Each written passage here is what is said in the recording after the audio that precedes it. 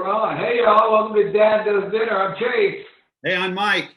How's it going from One Arm Brewing and Barbecue? This is Battle Nacho. This is going down. This is live. This is serious. Yeah. And Mike way out of his league on this one. Yeah. We'll see.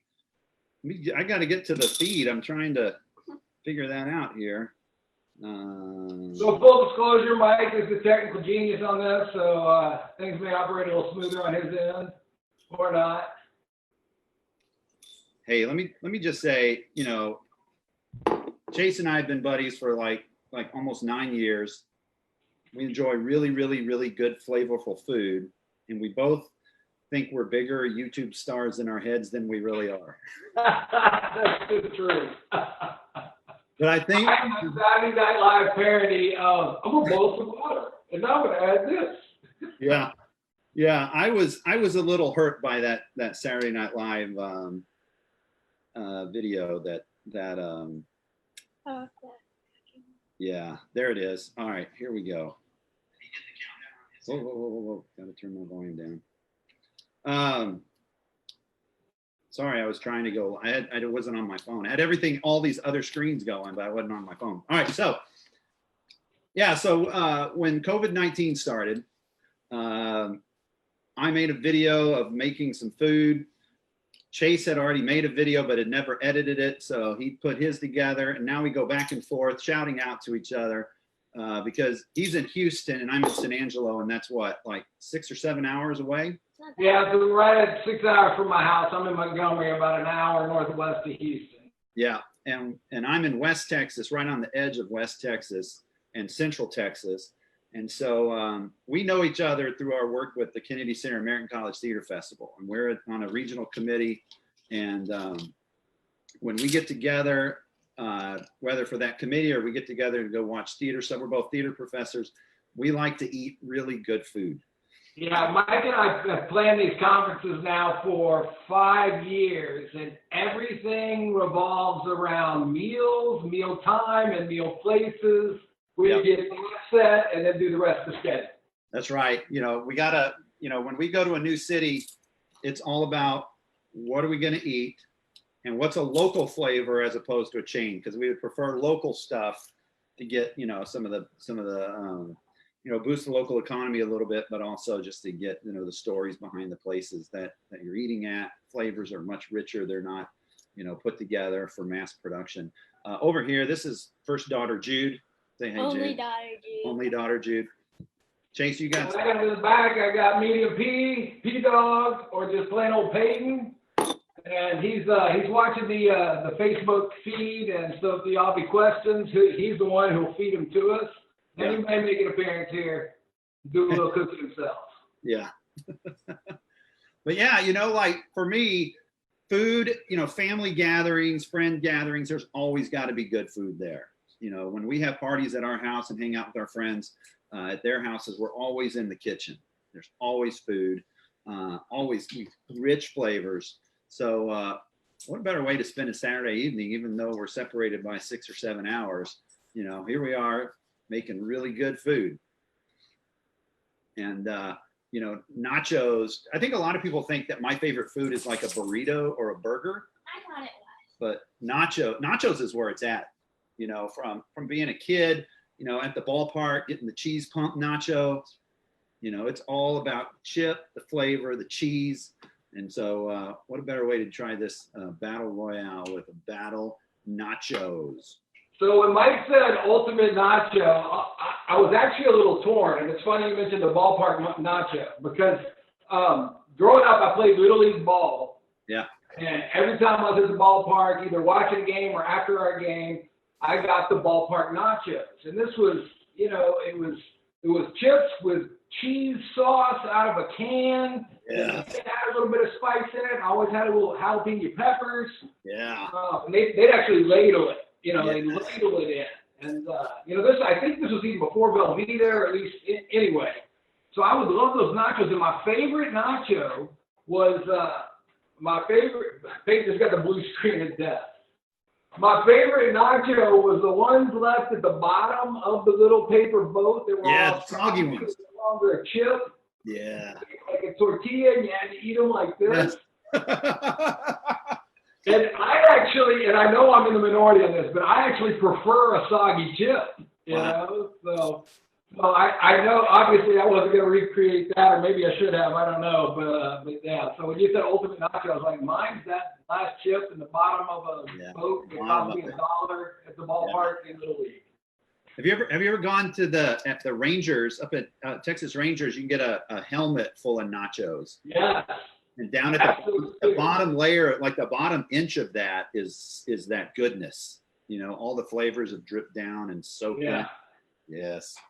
Yeah. Sawyer and I have torn into those the helmet ones before the Astros game. Yeah. My worst nacho experience. So when I was in grad school, we went to USITT, United States Institute for Technical Theater conference was in Fort Worth, and Ella and I were dating, and on the way back, you know, we'd been in Texas the whole week, and on the way back, you know, we met a friend one evening right before we left at Planet Hollywood in downtown Dallas. And I'm gonna set up the other computer while you're talking. All right, and I was like, well, I'm gonna get nachos. I haven't had nachos while I'm here in Texas. And we got these nachos came out, and these were like $12 nachos, and it was 5 chips that were about like this big, each with like a little bit of stuff drizzled on it, and it was so depressing. I was like, I'm in Texas, and yeah, I get it, Planet Hollywood, you know, they're mass producing stuff, but I'm like, a plate of nachos, you know, should be like a mound of chips, layers of flavor in between each chip. And then just cheese just drizzled over the top of it. And, you know, that was not it. That was a pretty rough, pretty bad nacho experience. Today's nachos, I guarantee, are going to be like epic. So I'm going to make a set. Jude's going to make a set. Chase is going to make some. I'm not sure if Medium P is going to make some. I wish there was a way we could share the flavors with you, because let me tell you, the stuff, I know on my end, the flavors are insane how good they are. Like just layers and layers of flavor. I know Chase, you know, if you ever watch some of his videos over on Dad Does Dinner, you know, he talks about the layering of flavors and how he puts everything together. And we're going to have some different kinds of nachos, but I guarantee they're all good. And when this COVID-19 thing is over, boy, let me tell you, we should all get together and eat nachos. I am looking forward to it. Jason's having a computer issue on his end watching the stream. Can you see comments? Oh, yeah. I saw comments rolling by. All right, I'm back. All right, we're back. So, one thing you'll also notice is Chase and I both love to talk. And so, you know, making a plate of nachos may take 2 or 3 minutes on a normal night. I guarantee this is going to be longer than 2 or 3 minutes. You got a lot of stories, right, Chase? All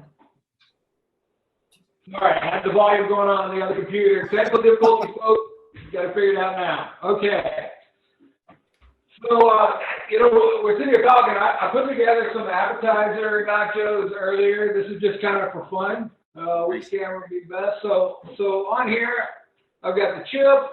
I've got refried beans, chorizo, goat cheese, and jalapeno. So I'm just going to kind of get these going while we're talking, and I'll tell you more about those ingredients a little later.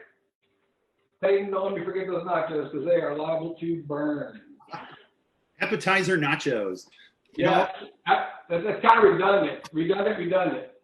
Over here at One Arm, our appetizer is our new salsa verde, which new recipe that we've been trying out. And let me tell you, this one, if you know, here in San Angelo, I've given out, you know, containers of our mango grilled salsa, and that stuff is off the charts good, and everyone loves it. But this salsa verde, holy cow, is it good. And coincidentally, Mike sent me a picture of him grilling that salsa verde, and yesterday I had done some of my grilled salsa verde, and here it is. So what do you put in? What's in yours? I've got a couple pounds of tomatillos, poblano pepper, bell pepper. In this batch, I did jalapeno and serrano.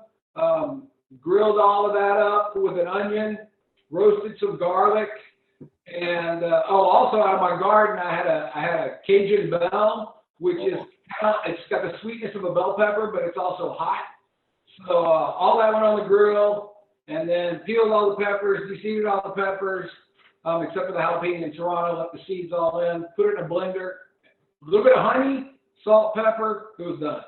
Nice. Yeah, this is similar. Tomatillos, there's a tomato in there, poblanos, jalapenos, cilantro. There's some cilantro in that. And yeah, lots of cilantro in this too. Yeah. You know, I wasn't a big fan of cilantro until earlier this year. You know, it was that, you know, that taste on it. But when I started putting it into salsa and into marinades, that flavor has grown on me. Yeah. So I got that. I also got some of the carne asada marinade, you know, drizzle over. It's sweet. You know, it looks like this. You could eat that with a chip too. In fact, I will eat that with a chip. Nice. So my nachos today, I made my own chips. Mike always makes fun of me. I said something about cooking a chicken the other day. He's like, "What? You don't raise your own chicken?" And then, you know, I try to do a lot of things myself just because I like to, and of course, right now I have the time. Yeah. And so for these chips, I just got corn tortillas from the store, cut them into fourths. You want really hot oil for this, 375-degree oil, minute and a half. Turn them once while they're in the oil. Pull them out, and while they're still hot, I seasoned them with a seasoning that's chipotle powder, salt, and lime zest. Yeah. And I did this for a couple of reasons. One, you know, I know that most people don't like soggy nachos, and so the tortilla is a little bit thicker than what I might get from a store-bought chip. So the chip's a little bit thicker. And then two, whenever I get salted chips at the store, I think they're too salty for nachos, and I want to be able to control the seasoning. A lot of times I just get the unsalted chips, but so I just did a real light seasoning, and they got a little bit of back-end heat, not too much if Emmy's watching, and then that lime zest just kind of brightens it up. That's awesome. Grab these nachos. I did not go with homemade nacho chips. If you're a fan of the show, and if you watch Chase's, you'll know we cook a lot of the same things. Chase goes the extra mile on everything. He'll explain why things are done certain ways and the flavors, and then he'll make a lot of things himself. Like, I guarantee he probably has refried beans over there, and they're probably beans that he made. Made those last night, homemade. There you go. Whereas over here, we've got store-bought chips, black beans out of the can with a lot of extra sauce, extra love put in it from my end for flavor. And so we both end up with really good flavor profiles on things. He does it a little more authentic. I take a lot more shortcuts, but the flavor is still there. I'm more of like a weeknight kind of cook. He's like an all-day kind of cook. I don't know. That makes sense. I don't know if that makes any sense. I'm in awe of what he can do, though. Yeah, it's just a whole lot of trial and error. Yeah. These are the worst oven mitts ever, and I now have third-degree burns on my fingers, just for the record. Right. So now I'm handicapped. So over here, so we're going with the H-E-B store chips. Now, if you've watched my queso episode, you know that I'm a big fan of the white bag Santitas. Now that's for queso. They're thicker. They hold the queso really good when you go and scoop, right? But the H-E-B brand restaurant style chips, they're really good for nachos. And got a good corn taste on them. So are those the ones in the clear bag that they make themselves? No. Here, let me get the bag.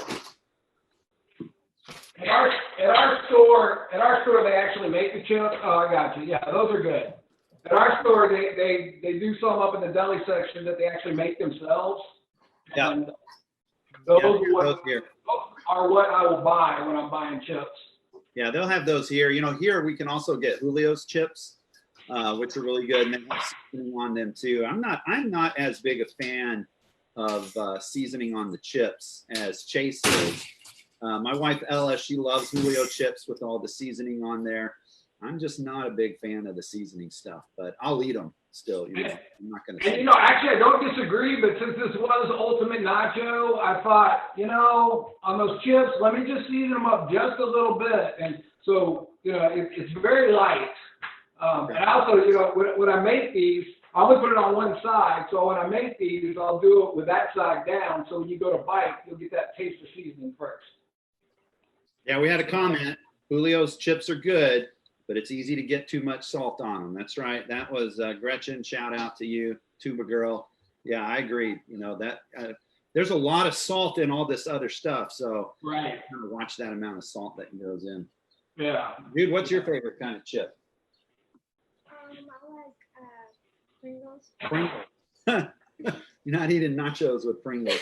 Let's see. So we talked about those two over here. So I roasted up some corn.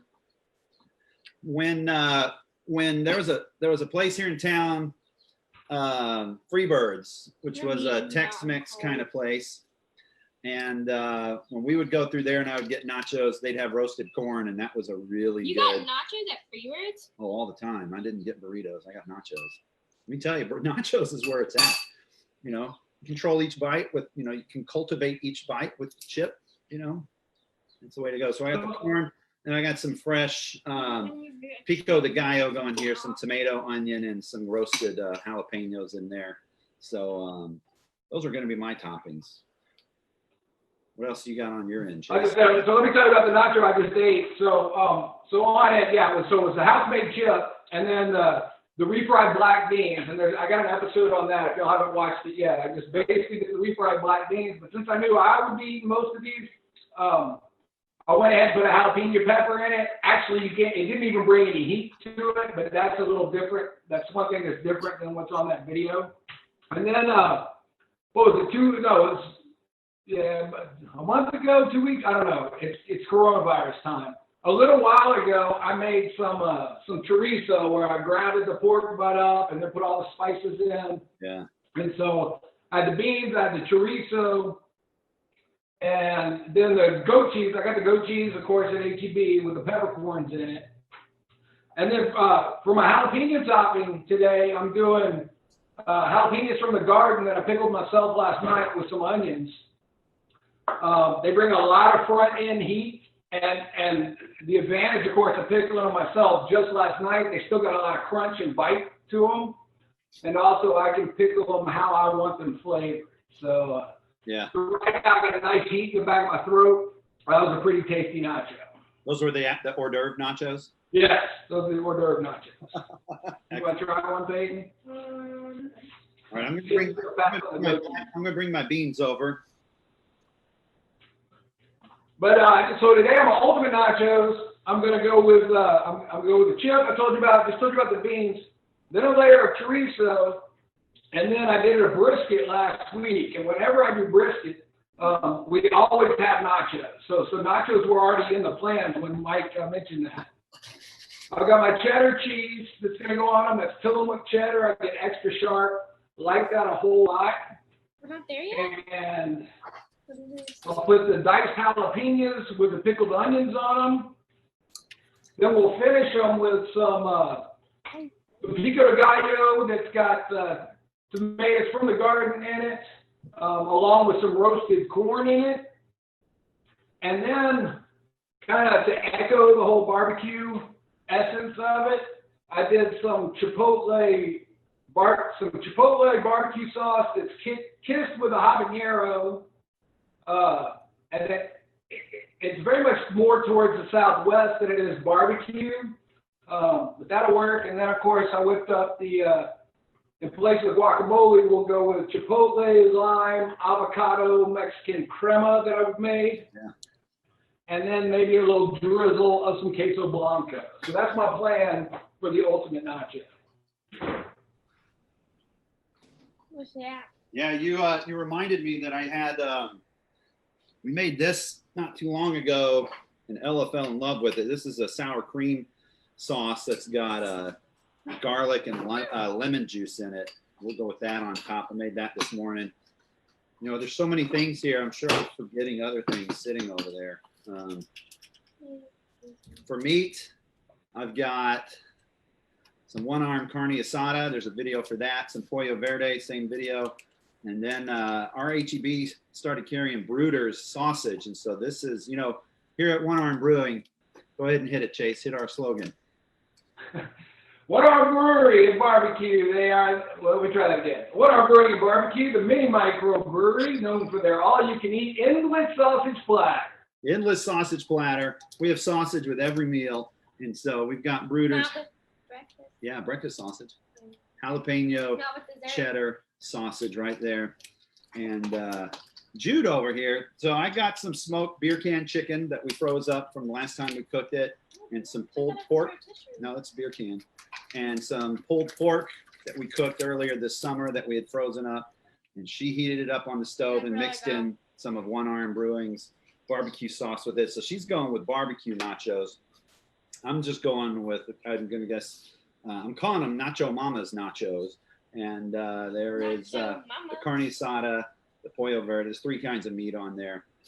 Cheese is cheddar, it's jack, cotija, asadero, oaxaca. It's a blend of all those. And then I've got some cotija cheese to drizzle over the top of it. This stuff is so good. And another point of differencing between me and Chase has to do with cheese. Now, we both love cheese. Cheese. Chase will grate his own cheese. I'm a fan of the bag shredded cheese. Chase, tell us why your way is better. So when you buy grated cheese, you notice how it doesn't stick together. Versus when you grate it yourself, you can clump it together and it'll stay together. Well, to keep that bag cheese from sticking together, they coat it with cellulose. Now, cellulose is a fancy name for plant fiber, and you also know that sawdust is plant fiber, is cellulose. And so the FDA allows a certain amount of this sawdust to be in the bag. Yet when they tested them, there was up to 10% sawdust in the bag. And now there's, I know Walmart's got a lawsuit against it right now for too much bag cheese, and for too much sawdust in their bag cheese. So yeah, I like grating it myself. Now, there's absolutely nothing harmful with eating sawdust. We don't even have Good fiber if you eat enough cheese. It kind of counteracts the cheese there. So I actually bought block cheese today to grate. Yes. But I don't own a cheese grater. So we went with the bag stuff. I did cut up some of the block cheddar and threw in there and melted it down. I cut it up pretty small and melted it in there too. So I think the thing with the sawdust, you know, as a technical theater person, I spend a lot of time in a scene shop, you know, coated in sawdust. We call it man glitter back there. And I think that's why I don't mind the sawdust in my cheese as That's much. gross. Jude is apparently never eating shredded cheese. We need to again. go buy a cheese. Can you see? Is Emmy watching? Or Emmy and Super Nate out there? They're my super fans. I don't know. Emmy is watching. Emmy is watching. Pick this confirmed. So Emmy does not like spice at all. Nor does she like cilantro. And, you know, Emmy's my other wife. She's my work wife. And so got to keep her happy too.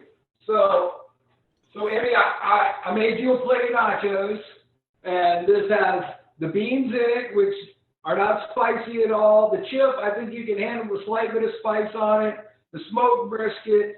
And then just the regular cheddar cheese on top. No jalapenos. And when they're done, we'll top them with some fresh green onion and some cilantro-free guacamole. That's just for you. Wow. All right. Well, I'm ready to put mine together. You're over there building stuff. So you're building individual chips that you're going to put on a plate, right? Yes, that is correct. So again, here's where we're going to differ, because I'm all about get a lot of food at once. And so Jude and I, we'll start building over here. We'll talk through as we go. Chase, talk through what you're building. Okay, so one of my complaints, you know, about nachos when you get them at some places is just the piles and the piles, and I'm sure Mike won't make this mistake, but they don't layer it. Like, they'll just throw a bunch of chips on the plate and throw all the toppings in, throw it under the salamander, and run it out to you. And so you end up with dry chips. The chips go with no toppings on them. Some chips just full of toppings. If you're going to do it that way, you should definitely layer so you get toppings on every chip. Yeah. And then also, these are probably going to stick together just a little bit as that cheese melts, but this way we got a better chance of being able to eat an individual nachos, like if this plate's not screaming hot anymore. You see, like with this one, see it's nice and free on it. Cheese on it. And then, so let me just build one. So I got my chip seasoning side down, so that hits my tongue first. Then we come with some of the refried beans. I'm coming with this chorizo. This chorizo is a little bit, actually, it's a lot spicy as in spice, not as in heat. It does have a little bit of back-end heat to it. It's a little on the salty side, and that was planned, okay, because that's kind of how chorizo is. This obviously is fresh chorizo, not the smoked chorizo that you get that looks like smoked sausage.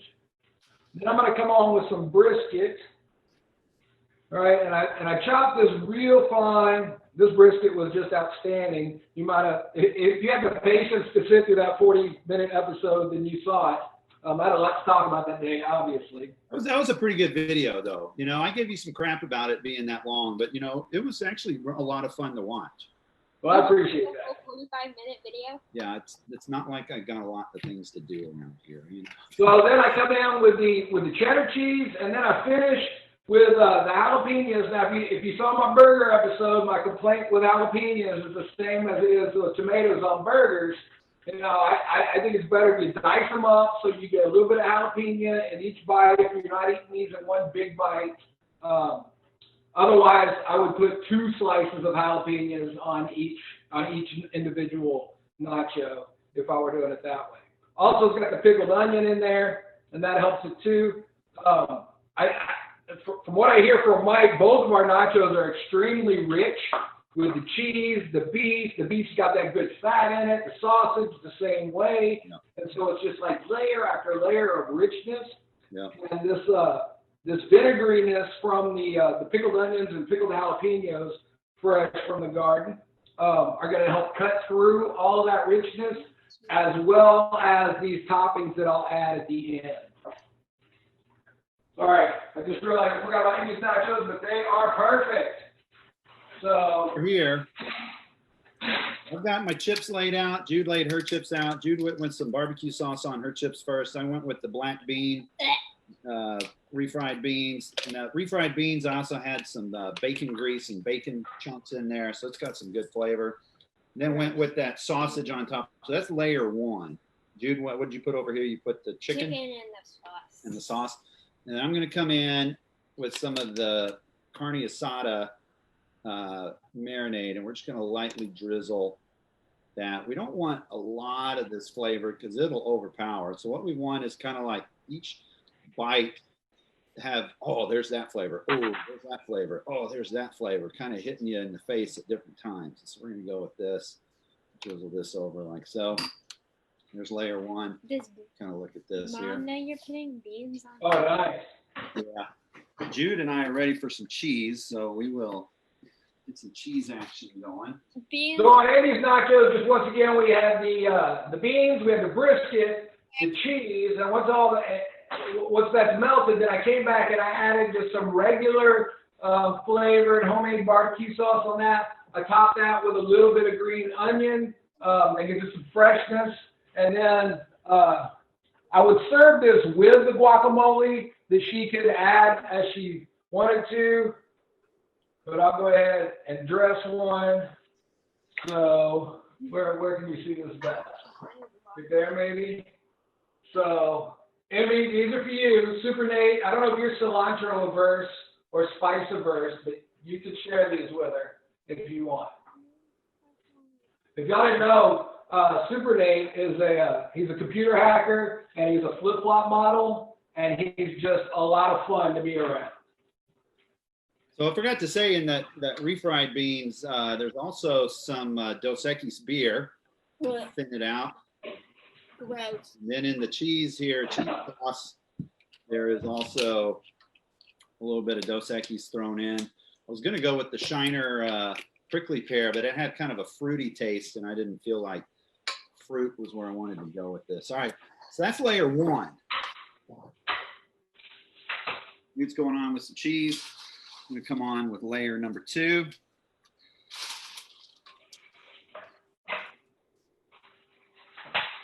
What's that cheese, dude? I don't know. I haven't. So when Mike and I were talking earlier, and so, you know, Mike came up with the idea of the ultimate nacho. And so as I was talking to me and Pete about building these nachos, I couldn't decide if it was ultimate nacho or over the top nacho. So believe it or not, I am showing a little bit of restraint. You're probably wondering, well, what would be the difference in over the top nacho? But you know, I think if I was doing over the top nachos, I'd probably be doing more like Mike is right now and just layer and flavor after flavor after flavor in there. But I kind of decided, you know, I'm putting together something, and Mike, I thought of you, something you might find at Cork and Pig there in San Angelo. Oh yeah. Something a little bit different, but still has the flavors that we're accustomed to. You know, a little bit of Texas thrown in, a little bit of Mexico thrown in, and a whole lot of Tex-Mex in between. Yeah. All right. So on this layer, chips, salsa verde, coming in with the corn, roasted corn over the top.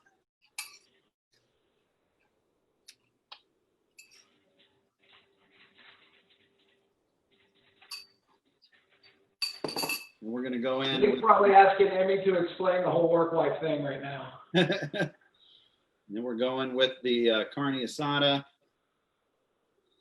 Put it on. Any more comments, P? Comments, no questions.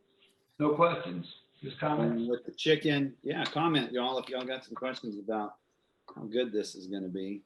With the chicken. Mine's gonna be the best. Mike, do we know how they vote yet? No, I got here in a minute, I'm going to put a poll Of course you are. and figure that out. So when I was chair of KCACTF, you know, I walked into the thing, you know, knowing what I know and ready to do the job. And I said, okay, Mike, let's talk about scheduling and the technical sides of it. He's like, oh, I got it, dude, I got it. So I was completely spoiled because, you know, Mike's good with all the technology and all that kind of logistical organization. So I just got to be the pretty face of the committee while he did all the hard work.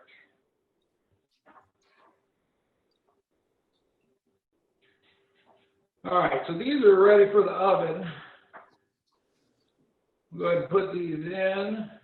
Now, so I'm putting these in I'm using my toaster oven for this, and I'm doing it on broil, okay? And so it's because I want that, really all I really want is for this cheese to get melted. Once that cheese is melting, then everything else is warm through. All the rest of this stuff is either a little bit warm or at room temperature, except obviously for the cold stuff that's here.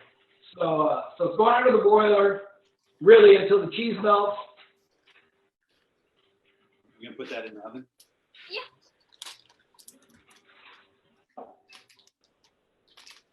It's not like a salamander they might use at a restaurant.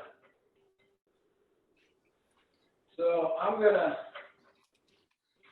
it's still hot. So I'm making Emmy's nacho here. So see, they are separate. Look at that. That chip held up really well. So my crispy chip idea worked. All right, now we'll take a bite. Here we got what we got. I'm going to go throw this in the oven. Sprinkle on that little bit of cotija. Here's mine. Here's Jude's. The best nachos. So on this nacho, like even before it got in my mouth, I can smell that smokiness of the brisket. And I love brisket nachos. Yeah, I do too. That was my favorite meat to put on a nacho because I love the smoky flavor. If you know me, you know I love the barbecue. So we got the beans, the meat, the cheese. That sweetness of the barbecue sauce with the vinegariness of it really starts to cut through, kind of like these peppers do on my other nachos. And then guacamole and the tomato and the onion that's in that adds a nice freshness. So I mean, these will be here waiting for you.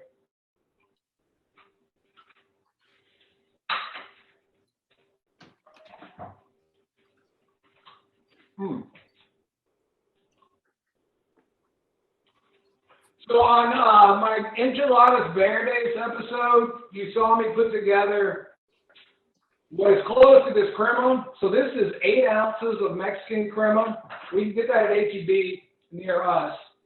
And it's a handful of cilantro, probably a half a cup.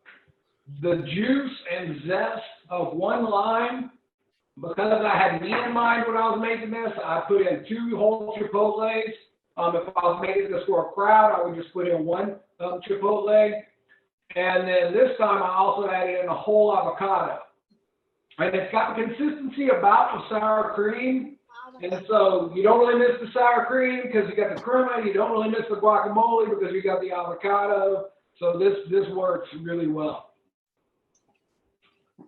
for that. We just threw our pans in the oven. They're heating up. When they come out, that cheese will be nice and extra good, better than it already is. And then we'll go with some of the sour cream sauce over that. Nachos are already done. And we will go with pico on top of it. So there's a layer. And I get asked a lot about written recipes. Yeah, what? I'll get to it. Maybe later this summer on my website page, I'll include on my webpage, I'll include a food section with the videos and the recipes. So if probably like Mike, the recipes are in my head. go here, and one of the things, if you watch both of our videos, you'll notice another difference. Chase measures everything out, and I eyeball everything. So my recipes, from time to time, there's just a little bit of variance on it. And I probably should stop doing that and start measuring. And so when I do write it down, when I get it exactly right, we can replicate that. But That's what they do on cooking shows. I like to do it live. So that's a good question. What temperature is the oven? This broils at what I assume is 500 degrees, but I will take the temperature of it.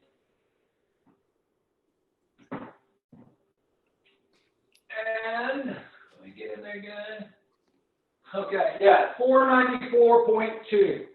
So a broiler in general is somewhere between 500 and 600 degrees. If I was doing this in my oven broiler underneath, it's gas, it would be closer to 600 degrees, but in my toaster oven, they're ready. So right now, over on our feed, we've been bouncing between 20 and 23, 24 people. Medium P, how many are watching y'all's feed? Peyton, how many people are? Oh, he just had to go grab a charger. He's back. Let's see here. How many people? 20. 20. And you have how many? 20. I wonder if they're the same 20. Maybe so. My comments. So these just came out, and you can see, I think, So these chips just started to brown a little bit on the outside. That cheese is really melted really well. All right, and so now let's finish these. So I'm kind of torn on whether I should put the salsa verde on these or not, because it's going to kind of do the same thing that these pickled jalapenos are. They kind of have the same flavor profile. So I'm gonna put it on one, and let's just say these are on the table to use at your discretion when you're at my house. Okay. All right. So which order do I want to do this? All right. So first, we're gonna hit it with this this chipotle barbecue sauce, and we just really light on this. All right, not that light. There we go. So what I really want to do, so I'm a big fan. I think some of the chipotles are getting stuck there. So I'm a big fan of the sweet and savory combination. Yeah. And this will help me with that. All right, that is not cooperating. Live TV, folks. Somebody wants to know what's in the chipotle barbecue sauce. So if you look up online, Aaron Franklin's regular barbecue sauce recipe, that's where I started. I have so many thoughts that come in my head. This is where I would pause and go back anyway. So look on that. Now, that's where I started. and I added honey to it, and I don't add as much water as he does. Okay. I'm gonna But pause. on his regular recipe, he includes cumin and chili powder, which I leave out if I'm doing it for barbecue, but I'll put it in for this. Okay, so I did that, and then I put in 2 tablespoons of diced chipotles, and then I just dropped a habanero in it, and cooked it for about 30 minutes so that habanero started to get soft. I put it in the fridge overnight with the habanero still in it. Took it out today, tested it for taste and heat. Everything come together, nice and spicy. So Jude's just came out of the oven. We got them. Jude, while I'm getting mine, come over here and tell everyone what is in yours. And then take a bite and tell us how it tastes. Okay. Hi. Mine have barbecue sauce, pork, chicken, and the chips, and lots of cheese. And lots of cheese. Why don't you get a taste there? Look how I'm going to set this down. Yeah, you're not your look. Yeah, get a taste. So now I can hit these with the chipotle lime avocado crema. And now if I can do this without making too much of a mess and burning myself. The cheese sauce is gritty. Yeah, it's good. Now can you see me? Yes, you can see me. So now I've got this queso blanco, all right? So, little story here.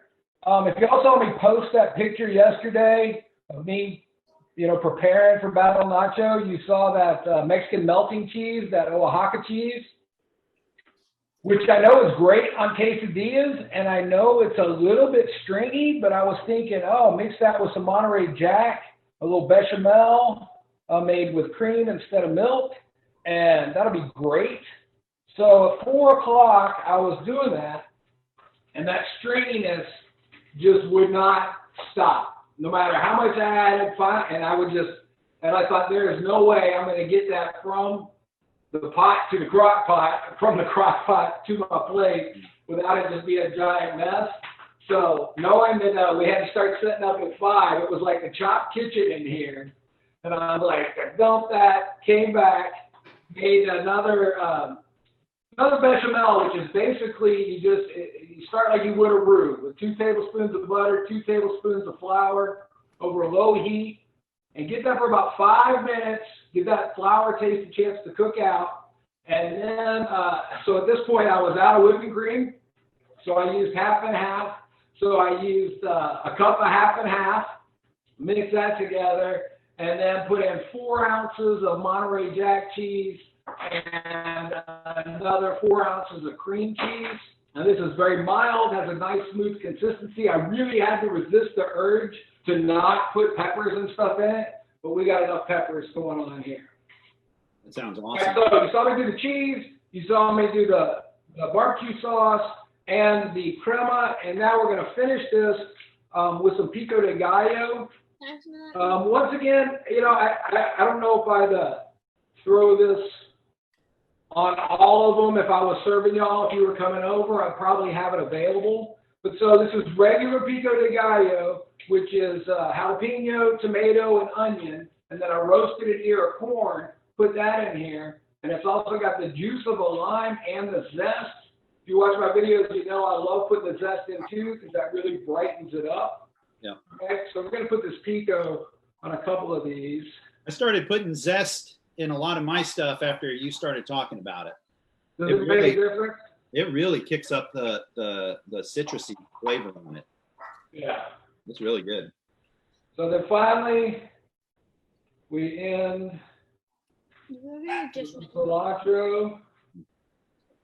See, we go over there. Holy crap, that was good. Yeah. Y'all know if you watch my videos, the closer and closer I get to eating, it's like the more and more excited I get, and I can't even make words anymore. Yeah. Well, he's putting his in. Good. Yours is going in the oven? Have they been They're done. Yeah, Mom watching. Let's look at that. Did you see that? Can you see it better here? Yeah, that's better. That shot's better. There we go. Oh, look at that. So there you go. Yeah. That is dinner. Ultimate nachos. Not quite over the top, but you know, if I was gonna do over the top, I was thinking today I would have fried some flour tortillas and done flour tortilla, beans, cheese, and then corn tortilla on top of that. So you have flour chip and corn chip, and that's how it's fried. That would be really good. That'd be really. That's like a double-decker taco at Yes. Taco Bell. That's the best taco they have, and they quit selling it. Really? I haven't been there so long I didn't know. So here we go. We're done. This is ready to eat. So you can see just the different flavors and colors and all this goodness. It's going to be so good. So we got 2 layers of chips, stuff in between. Let's just go with a bite off of the top layer. Before you bite, so I was caught up in my own cooking over here. Did that actually go in the oven, or everything was just cooked and you just layered it together? I put it in the oven to melt that Oaxaca cheese and to kind of heat the chips up. Okay. And so here's a bite that's got all the layers right here. I'm sure the fans will want to throw. Oh man. Folks, if you are watching this, when this COVID-19 thing is over, come over and we'll sit down and have nachos. And then we'll go over to Chase's and we'll have nachos with him too. So here's what Chase was talking about earlier. See this chip right here? It's got the little flick to it, right? That's what we're talking about at the bottom of the ballpark nachos. You want that little softness. And so I've got some of these chips are crispy and then got the soft on the end. When you layer them like this, you know, if they're all soft, you can't really eat it. So I got some hard and some soft. I'm going to sit here. So I almost did double decker on these anyway, because I even though I thought these would hold up, I thought they might get soggy, but I didn't. And I mean, these have held up really well. So I'm very pleased with the homemade chip. And with the pico, the reason I added that roasted corn, because that gives you another pop of sweetness to help kind of cut through. And you saw, I just added a little bit of more barbecue sauce on each of these, just because that's how I think I like it. So.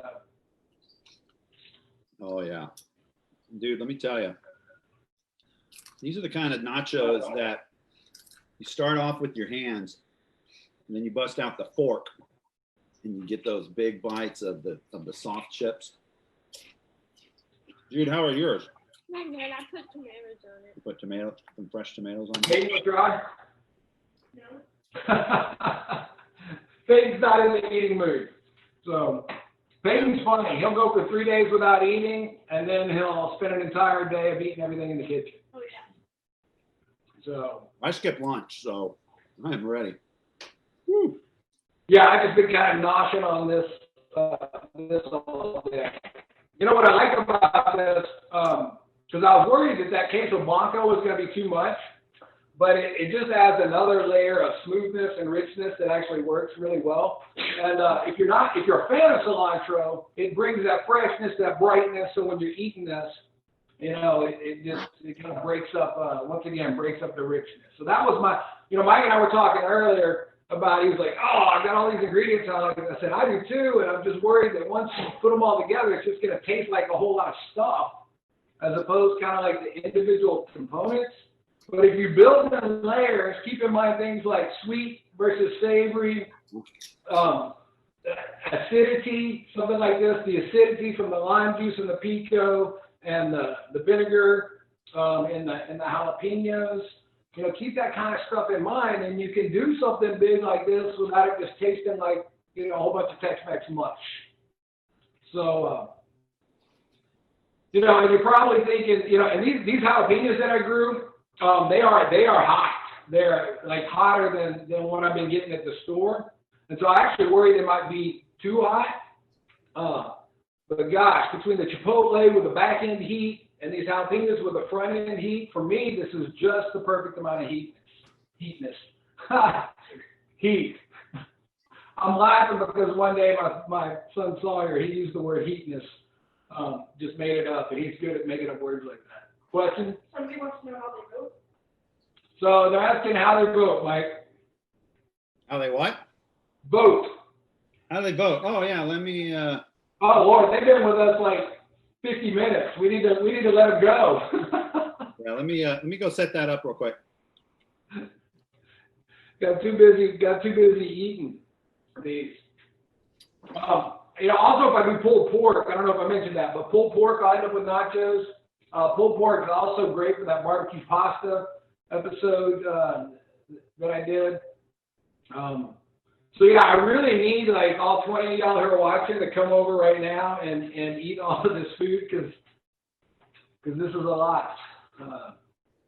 So I should also mention my wife, Amanda. She's a lot like Emmy in the spice department, except being married to me for 17 years, she's kind of had to gradually turn that up. So I should have mentioned that those nachos I made before are indeed for both wives. Yes, question. Someone says, tell Chase CAC peeps are watching. Awesome! Fellow Eagles, international fame and glory. Thanks so much for joining us. For the rest of y'all, if y'all haven't seen the Egyptian food episode, oh my gosh, making that episode was just a flood of memories. The smell of those Egyptian spices and the taste of the food. Oh my gosh, and God, it was the 80s. It was kind of a different time. There weren't a whole lot of rules for us over there, so we had a good time. And I can't tell you how many late night stops I made at the shawarma stand. Oh my gosh! And CAC people, hey, my kid's reading this, so no stories, no typing in any stories about high school.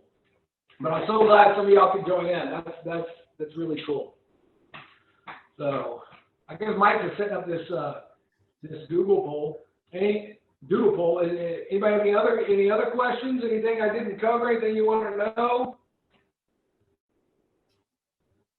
The corn tortillas that I bought for the chips were just the regular ones that they have at the fresh station at HEB. They don't actually make those, but they do get those in fresh. They're not over in the tortilla section, but they're there where they're making those flour tortillas.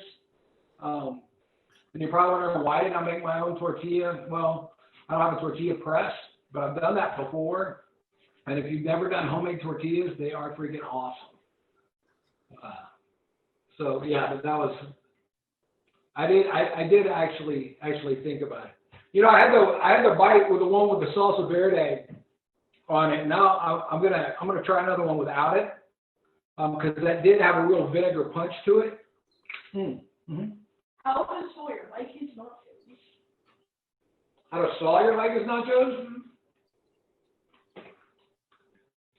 First thing, I think I like the one without the salsa verde a little bit better. It's more balanced and doesn't have that vinegar punch like it came from I say vinegar, it's from the tomatilla. The tomatilla is kind of sour. So I do like it better without the salsa verde. That salsa verde is great as it is. Sawyer, Sawyer used to be my little spice buddy. Eating jalapenos with me, and he'd like things just as spicy, almost as spicy as I did. And it's funny, as he's gotten older, he likes things a lot milder. And in fact, I'll make something that I don't think is spicy at all, and he's like, it's too spicy. So Sawyer would be a fan of a bean, cheese, and brisket nacho. Actually, he'd like them like Emmy and Amanda would like. So, yeah. Yes. I assume no leftovers with your nachos, right? No way to reheat them well? Yeah, with nachos, it's, make what you're going to eat or eat what you make.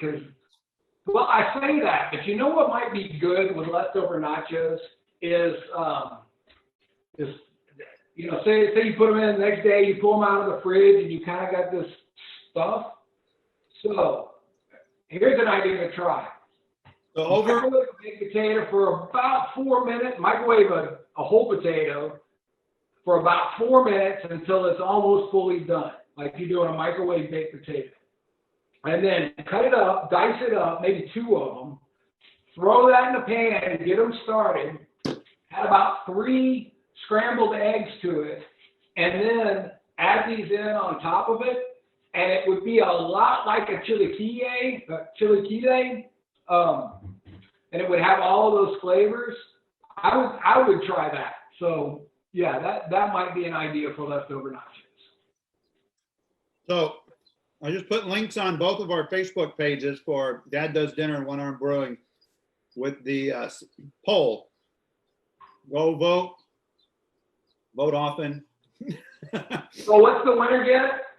The winner decides what the loser is going to cook and make a video. Have you any thoughts on that? I have not. I have no thoughts on that at all. So yeah, I was thinking, do I make something that you've done a video of, or? Well, that's good. That's what we should do. The loser makes something that the winner made. So, but then I was like, well, let's just name something. Then I was like, beef Wellington. That's what I want you to make. Wellington, holy shit. Yeah. Of course, we should both just make the same thing anyways, because, that's right what we end up doing. So, yeah, if y'all saw that poblano episode, yeah, I mean, God, I made the poblanos and enchiladas that I woke up the next day going, I must have poblanos. Yeah. So I did. Yeah, so on that, I made stuffed peppers, and I cut up peppers to stuff into the peppers. And Chase was like, I've never done that. And then the next day, Chase is like, hey, I'm going to make those. So. Yeah, and I totally stole that idea. Yeah. So have you pulled yours out of the oven yet? I've been eating mine. Oh, have you? So have I. Yeah. Yeah. Now, while you were still, I think, putting yours together, I was finishing mine up and eating. So I just got to say I'm impressed that these chips are even holding up. They're sitting there, and now that they've even gotten a little kind of cold, these chips have done well. And you can eat them individually, and you don't have to worry about a mess. So once again, very happy. Yeah, Ella just said I needed to do a video on how to make a margarita. And so I would not be married today to Ella if it were not for my margaritas. So I also want to give a quick shout out. So there's a lot of craft brews around here in San Angelo. This is the Angelo Amber from Horny Toad up in Rowena. And, we brew our own beer here. This afternoon, we went to Rowena to pick up a couple of growlers, and this Angelo Amber pairs really nice. It's kind of like a Shiner almost, or a Dos Equis, the brown Dos Equis. This is really good stuff right here. Well, I guess we're coming up on an hour here, and if anybody's still watching, I guess we ought to be done. But, I always like to say, do something good for somebody else. Both Mike and I are part of organizations that regularly help other people. I know that he gets a lot out of it. I know that I get a lot out of it. And gosh, just things are just stupid crazy right now. The media's going crazy. Wear masks, don't wear masks. Let's fight about masks. Stay home, don't stay at home. And it's just really unsettling every day. And God, what just helps me is just really logging in or, just locking into my group right now and doing anything I can to help somebody else. Yeah. Yeah. Chase says it every day. What did you do to help somebody today?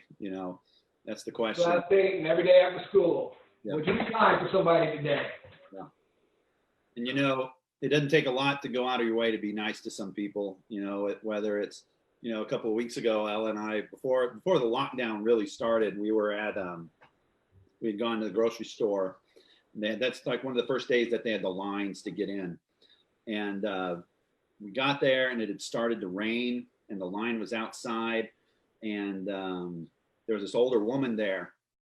And I was like, man, why don't you stand over here next to the front door under the awning.